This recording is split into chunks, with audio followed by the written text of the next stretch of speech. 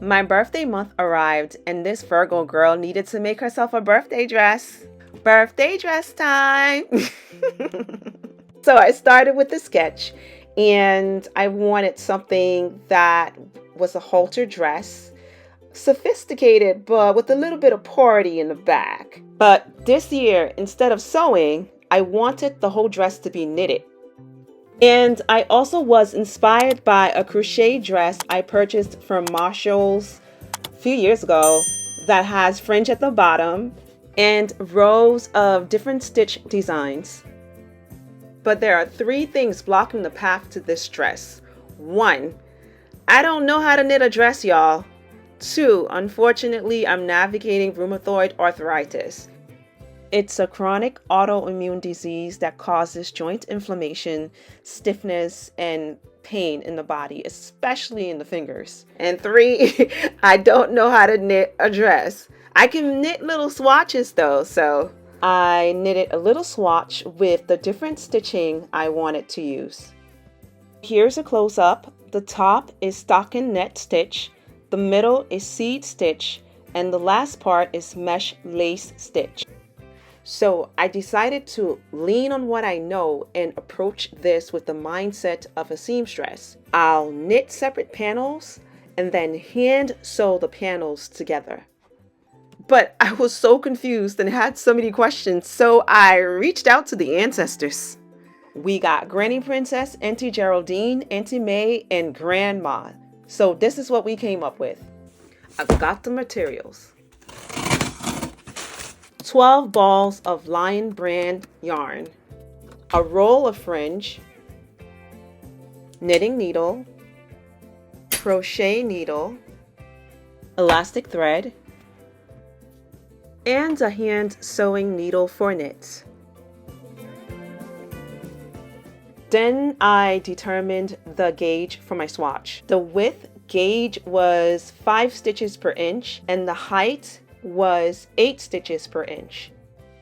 My swatch was too small. Next time around, I'll knit a swatch that is 5 by 5 inches so that I can get a better idea of how much stretch is in the knitted fabric. Before you begin a knit project, you need to determine how many stitches to cast onto your needle. Because my width gauge was 5 stitches per inch, so I multiplied 5 times 33 inches, my waist. The amount was 165, and then I added 5 more stitches just for a little bit extra.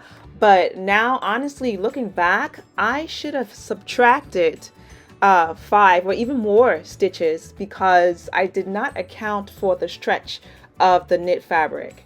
Now, if I had knitted a 5 by 5 inches swatch, I would have foreseen this issue. Oh Lord, complications.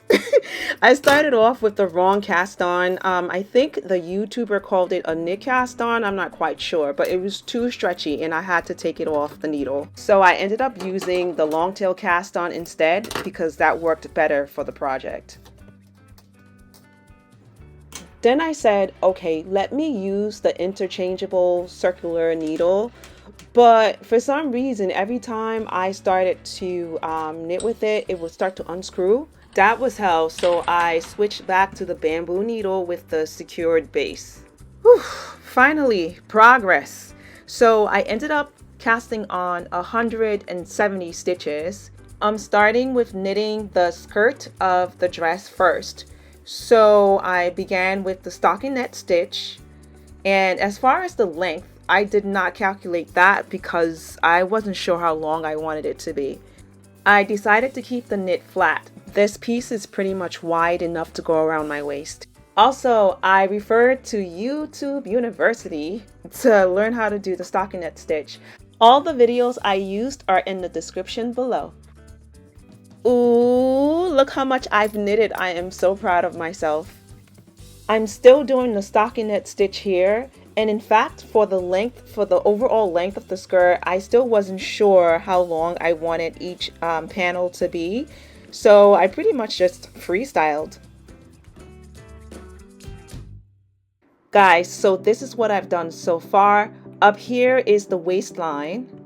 Over here is the stockinette stitch. Then after I got a length that I was happy with, I transitioned into the mesh lace stitch. These are the sides of the panel. This goes completely around my body.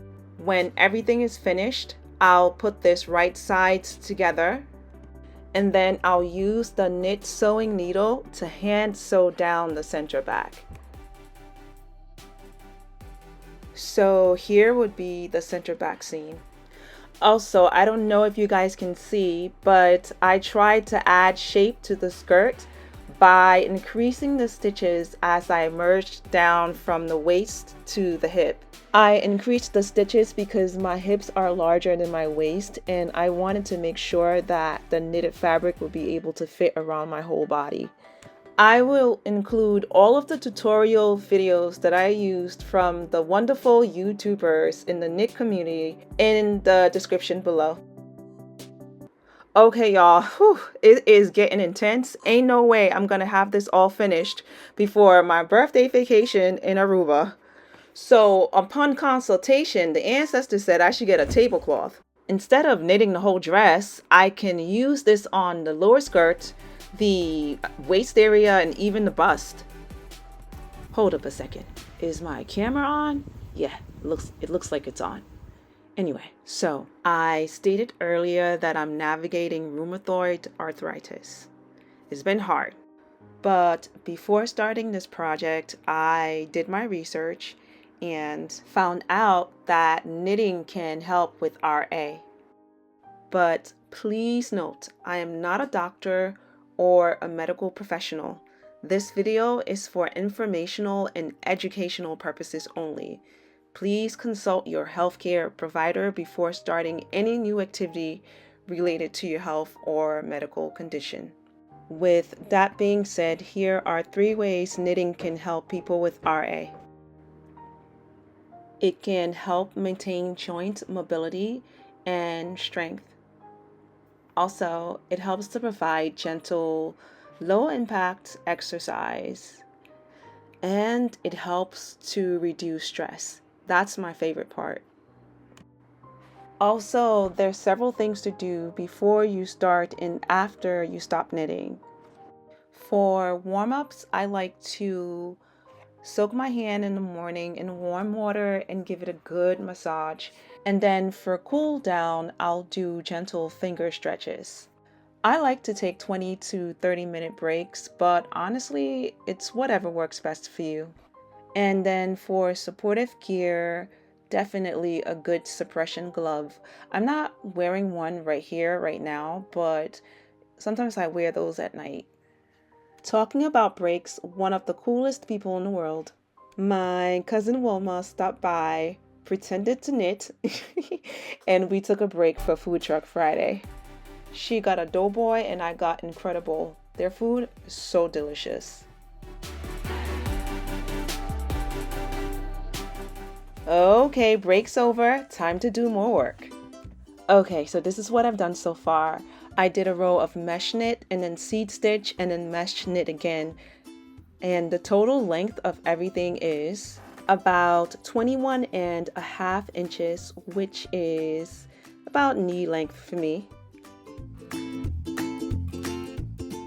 And the overall width is about 37 inches, which is big enough to go around my whole body.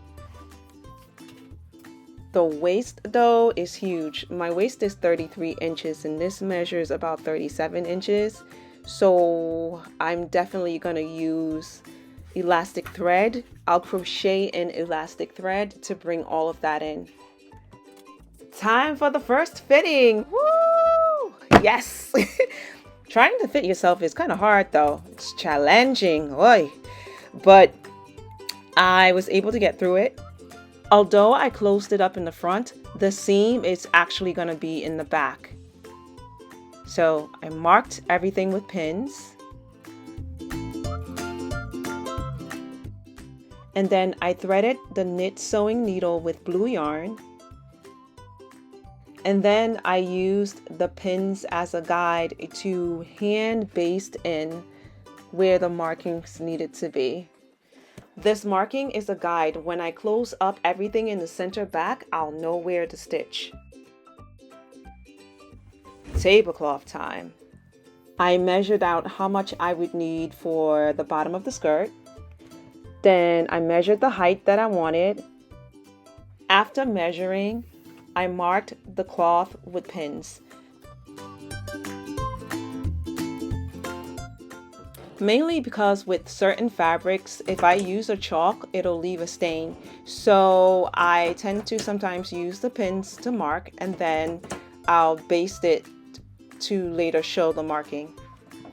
However, though, in this case, I don't need to baste. I'm just going to go ahead and cut.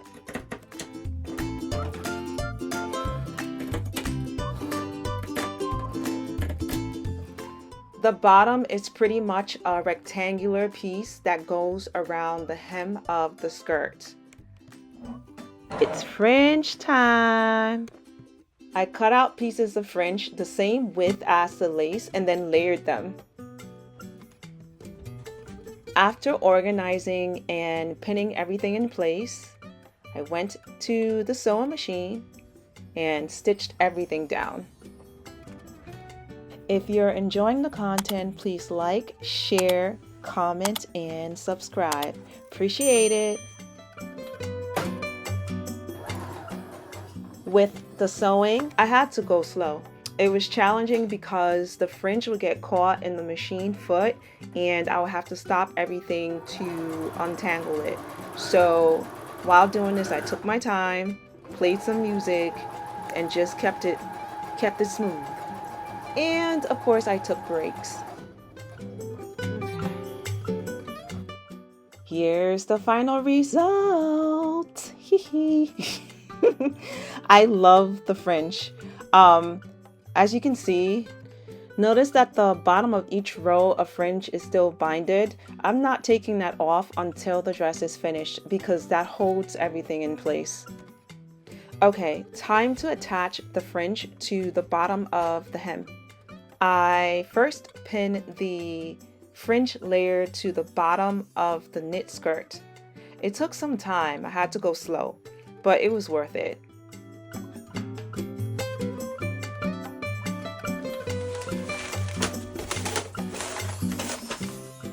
For the top halter part of the dress, I draped muslin over my bust to get the shape I wanted. And no, I am not showing that here because we got to keep this rated G. But I do have the pieces that I got from the drape, and now I'm going to turn it into a pattern. If anybody is interested in learning how to drape a halter bust, I can just put in the chat. I'll create a video using a dress form. The center of the bust is the first drape piece I'm starting off with. So I placed it on the pattern paper, and next what I'll do is trace around it and then add seam allowance. I truly enjoy pattern making, so I like to take my time with it. The first thing I do with a draped shape is lightly trace around it.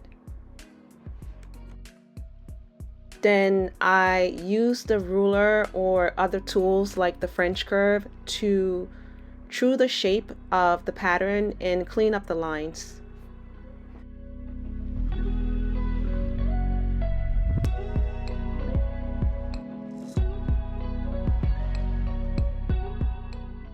Now I'm comparing the pattern I just drew with the original muslin piece just to see if everything is accurate.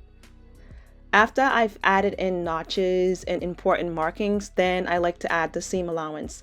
In this case, I am adding a 1/2 inch seam allowance all the way around the shape.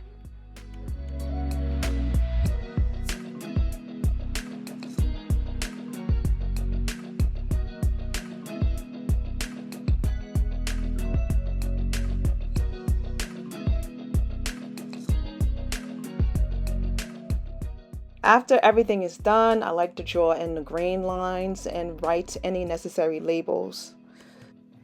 The next piece is the side front part of the bust.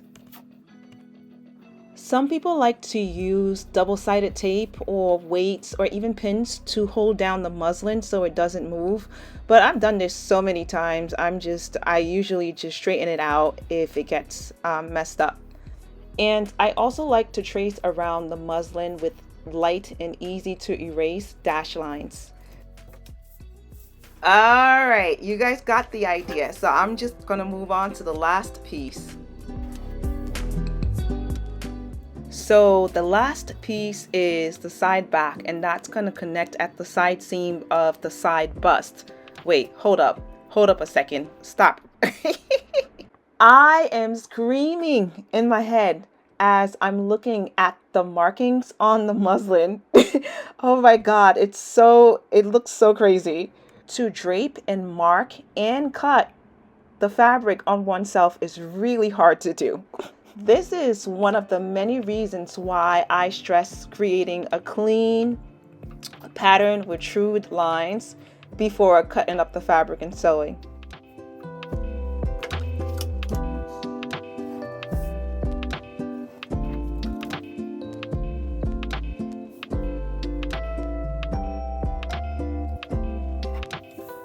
All right, I'm adding in the 1/2 inch seam allowances all the way around. And if I don't do it here, I'm most likely going to extend this later because I do want to have ties in the back of the dress. After finishing the pattern, I cut out all of the pieces.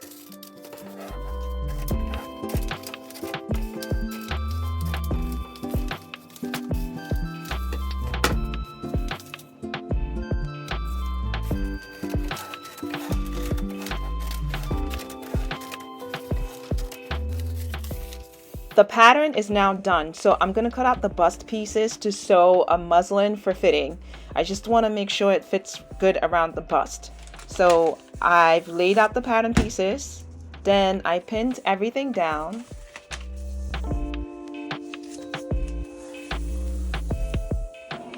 Then I cut everything out.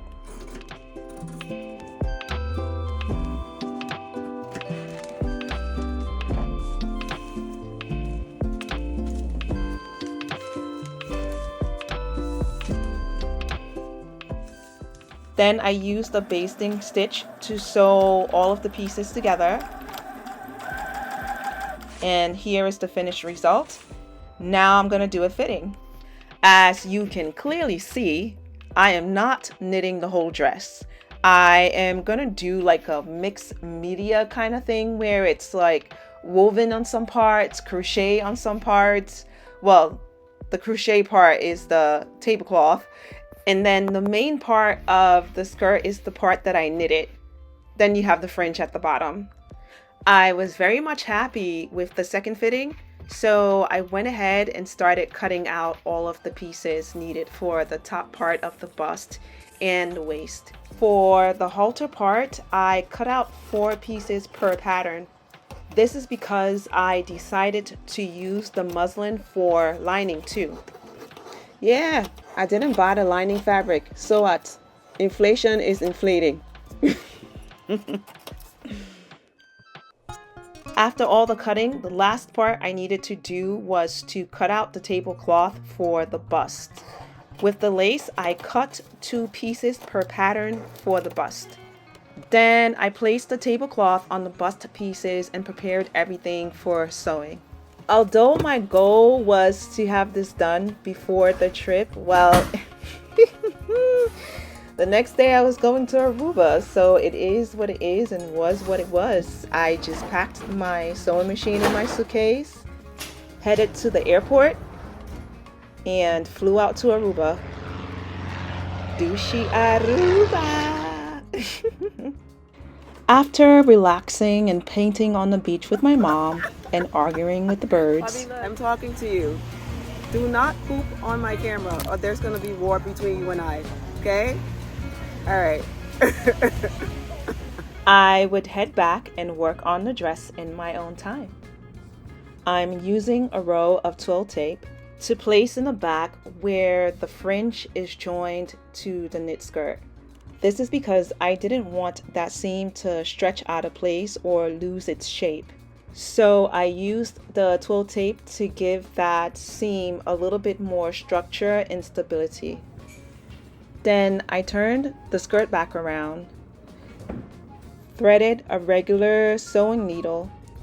Then I hand basted the twill tape to the seam to keep it secured for sewing. As you can see, I reinforced the twill tape with a zigzag stitch on the sewing machine.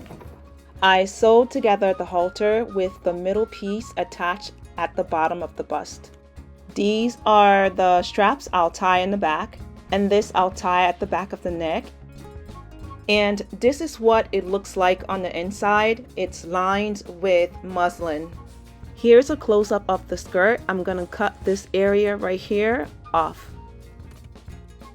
Remember when I did the blue basting stitch on the skirt? I used that as a guide to close up the skirt. I used a tapestry needle and closed the seam with a mattress stitch. Sorry guys, I almost forgot. Here's what I did in the back of the skirt at the waistline for it to fit.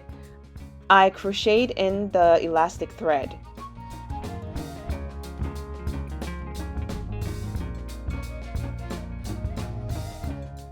My friend Sandra said I should add in a waistband instead next time around and then put in regular elastic.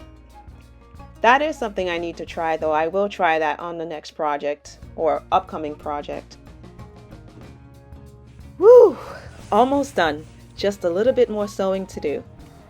Yay! It's finished. Yes, yes, and yes, I was feeling myself. Enjoy the photos! I wore the dress on my birthday, and I decided after wearing it the first time that I wanted to change the ties in the back to something that was more easy and manageable. So I cut the neckties and pinned a butterfly brooch on the outside, and then on the inside I added these magnet snaps. These snaps were recommended for people with RA, and they were amazing because I don't even need to press down on it. It just snaps in place without much work.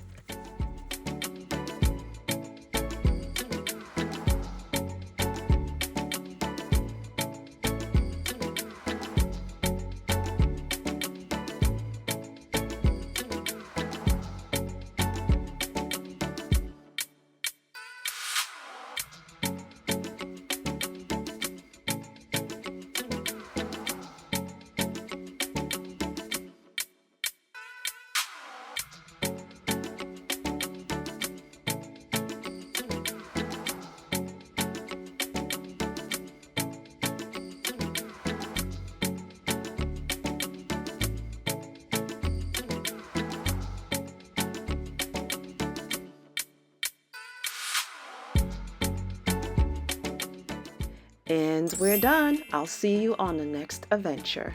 Thank you for watching. If you like the content and want to support the channel, you can donate through Ko-fi, Cash App, or PayPal. Or check in the description below for more details.